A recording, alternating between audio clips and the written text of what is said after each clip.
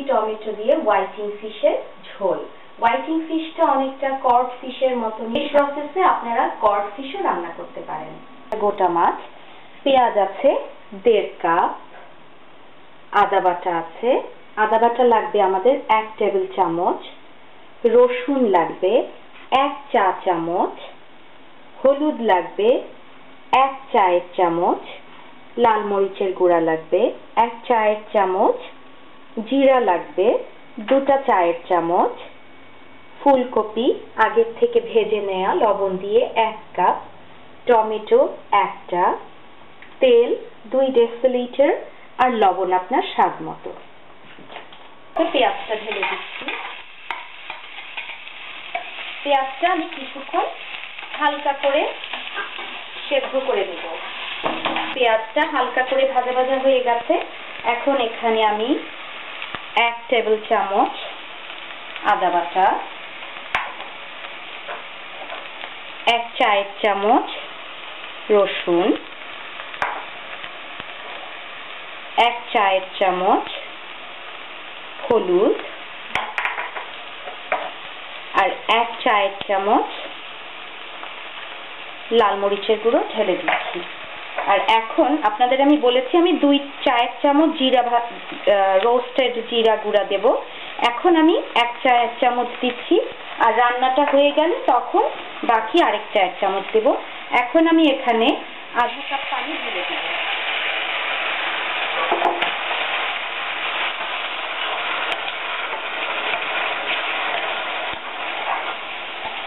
এই মশলাটা আমি ভুনতে থাকবো যতক্ষণ না পর্যন্ত আদা রসুন হলুদের গন্ধটা চলে না যায় আর তরকারির থেকে তেলটা উপরে না আসে। প্রয়োজন হলে আমি আরেকটু সামান্য পানি দেব।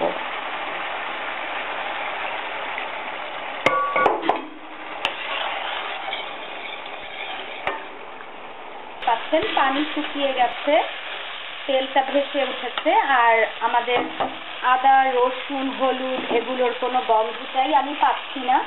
এখন আমি যেটা করব, এটাতে লবণ দেব।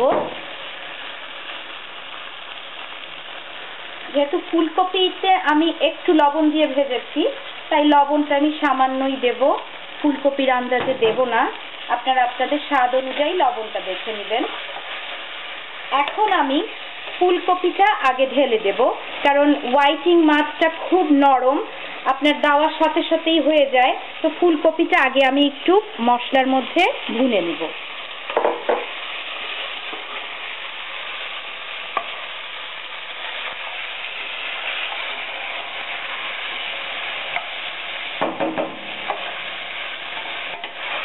প্রতিটা ফুলকপির গায়েই মশলা লেগে গেছে। এখন আমি এখানে 1.5 কাপ গরম পানি দেব। আপনারা ঠান্ডা পানিটা দিবেন না, গরম পানিটা রান্নার সময়ে মশলাটা ভুনার পরে বা কোনো 1.5 কাপ গরম পানি ঢেলে দিলাম। রান্না করার সময় কখনো আপনারা সবজিতে ঠান্ডা পানিটা না দেওয়ার চেষ্টাই করবেন। ঠান্ডা পানি দিলে সবজিটা গলতে আরো সময় লাগে, আর বেশিক্ষণ সবজিটা মশলাতে বা গরম ফ্রাই প্যানে রেখে দিলে সবজির রংটা নষ্ট হয়ে যায়। আপনারা দেখতে পাচ্ছেন ফুলকপিটা হালকা হালকা করে একটু মজে গেছে। এখন আমি এক এক করে মাছটা দিয়ে দিব। আপনারা যে কোনো মাছ দিয়ে রান্না করেন না কেন, মাছটা যদি একটু নরম থাকে তখন সবজিটা একটু আগে দিয়ে দিয়ে তারপরে মাছটা দিলেই ভালো।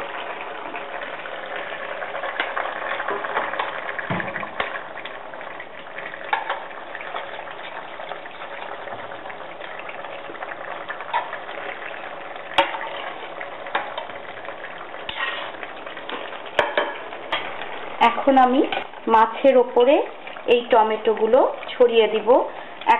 আমাদের আর কোনো পানির প্রয়োজন হবে না, কারণ টমেটো থেকেও পানি বের হবে।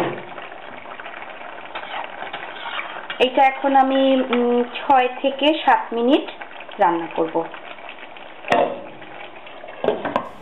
এখন মাছটা প্রায় হয়ে গেছে।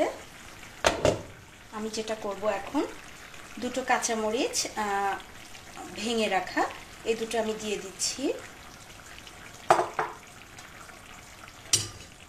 আর বাকি 1 চামচ জিরা আমি এখানে দিয়ে দিব। শেষে জিরা দিলে তরকারি থেকে একটা সুন্দর ভাজা ভাজা রোস্টেড জিরার গন্ধ আসে। এবার আমি এটা ঢেকে দিচ্ছি, দিয়ে আমি চুলার টেম্পারেচারটা একদম লো করে দিচ্ছি। এখন মাছটা রান্না হয়ে গেছে, আমি ওপর থেকে ধনেপাতা ছিটিয়ে দেব। ধনেপাতাটা আপনারা চাইলে দিতেও পারেন, নাও দিতে পারেন। ধনেপাতাটা দিলে একটা সুন্দর গন্ধ আসে। আমি সবচেয়ে শেষেই ধনেপাতাটা দেই। আমি এখন মাছটা ডিশে ঢেলে ফেলবো। এই তো হয়ে গেল আপনাদের হোয়াইটিং মাছের ঝোল। আশা করি ডিশটা আপনাদের ভালো লাগবে। আপনাদের ভালো লাগলো কি লাগলো না আপনারা আমাদেরকে জানাবেন। আর আমাদের সাথে যোগাযোগ করার মেইল অ্যাড্রেস হচ্ছে ruptush@gmail.com। আপনাদের উত্তরের অপেক্ষায় রইলাম।